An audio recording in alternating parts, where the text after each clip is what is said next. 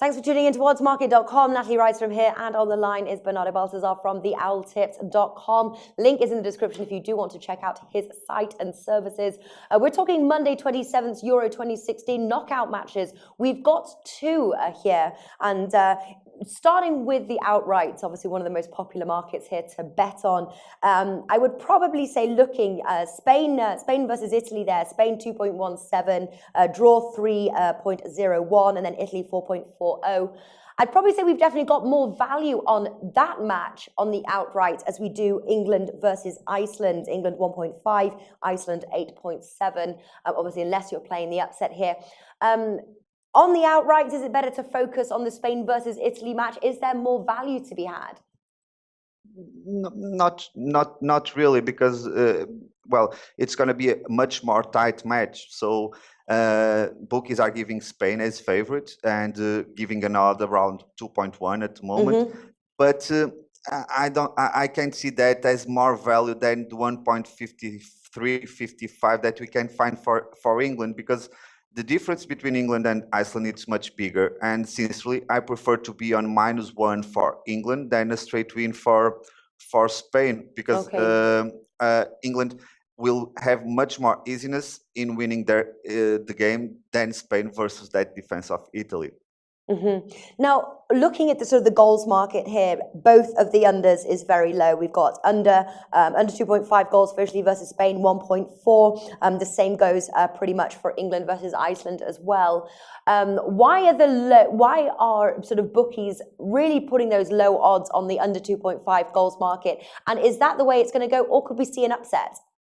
Well, I think that on Italy versus Spain, they are completely correct. The head-to-head shows that.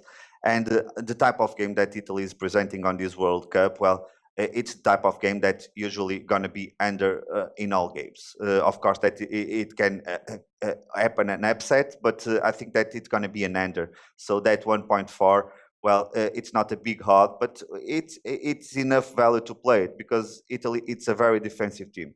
On the other side, I don't agree very much with the bookies, because I think that both teams don't control very much the ball on the midfield, and that will make the ball be on the area many times, almost all the time of the game, and a very vertical game, and also many good forwards on side of England. So I think that we can see an over 2.5 goals on the game of England versus Iceland.